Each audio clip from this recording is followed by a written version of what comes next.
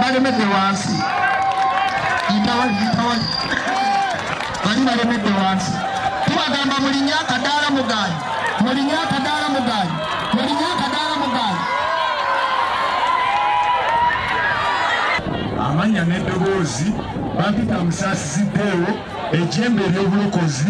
eddoboozi lyayogera waggulu ennyo mu ddungu kiwanuka omulalu Ssaabasumba w'Abasamize mu mawanga gonna era nga nze musumba w'Abasamize eyajja okubakakasa nti Bayibuli kitabo ky'abalongo emisambu emizimu n'amayembe abalokole mu kyeso omuwaayi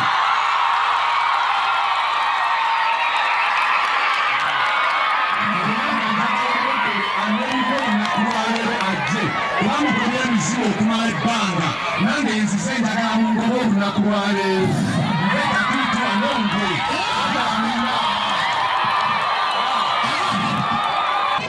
Abasamize nammwe musinza Katonda naffe tusinza Katonda mumusinza mutya tumusinza nga tukuba ensaasi nga tukuba ensaasi nga tuggyeemu engatto ate abalokole tebajjaamu ngatto nga tuvunamira n'emizimu ye mukama wange bwe tusinza tumusinza nga tutendereza empewo ennyo abalungi emisambu emizimu n'amayembe nga tubijja mu bwino mu Bayibuli okakasa Bayibuli yammwe Bayibuli yaffe y'Abasamize kubanga teriiko omulamu yagiwandiika bonna bafu enamba ya Yokaana tosobola gimpa enamba ya Matayo tosobola gimpa gyonna mizimu abafu gwe musingi kuva 15:2 lugamba nti Miriyamu nabbi mwanyina Alooni n'atwala ensaasi mu mukono gwe nga mulabona omwana bwakutte ensaasi omulongo wange gwentambula naye n'atwala ensaasi mukono gwe kirira abakazi bonna abali wano ne bafuluma ne bamugoberera mujje mungoberere nkutte ensaasi nga balina ensaasi nga bazina mujje tukube ensaasi mujje tusamire tulina kusamira Samwiri ekyokubiri 6:5 Bayibuli egamba nti Dawudi n'ennyumba yonna eya Isirayiri ne bakubira mu maaso ga Mukama mubuuza bwe tusinza ebintu eby'emibiroosi eby'engeri zonna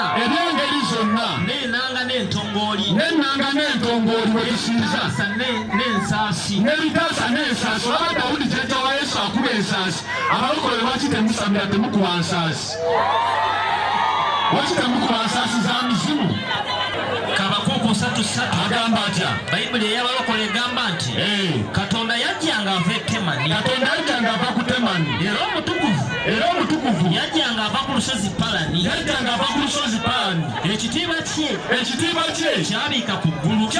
ggulu liro weeriri ensi n'ejjula ettendo lye ffenna tuli ttendo lye na buli ekiri wano ttendo lye Bayibuli eyongera egamba nti n'okumasamasa kwa Katonda walinga omusana wulo waali Katonda yalina amayembe agava mu mukono gwe omwo mwe mwali okukweka amaanyi wuyo Omusamize mu mayembe mwakweka amaanyi gaha kawumpuli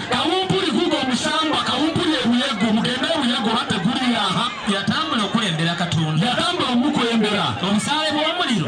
ne bufuluma awali ebigere tulina kusinza amayembe ne Yesu yennyini omwana wa Katonda yali musamize ng'alina amayembe 7 ku 5:6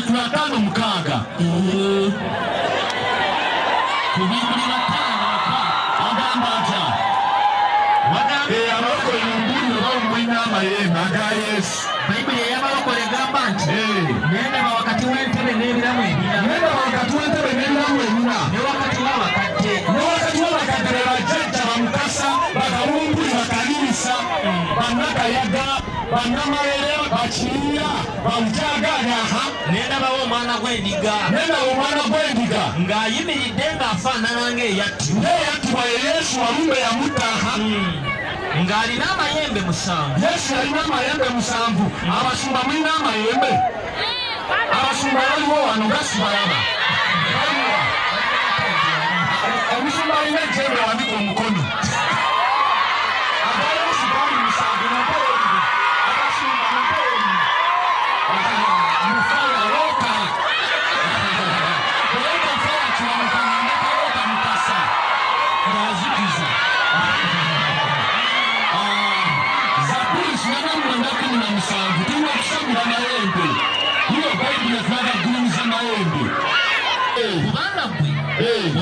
kisiba ky'amaanyi gaabwe. Kubanga ng'oli kisiba ky'amaanyi gaabwe. N'olw'ekisa kyo Mukama. ejjembe lyaffe linaagulumizibwanga. Mukama atugamba gulumiza jjembe. Omwokola agulumiza ejjembe wanika omukono.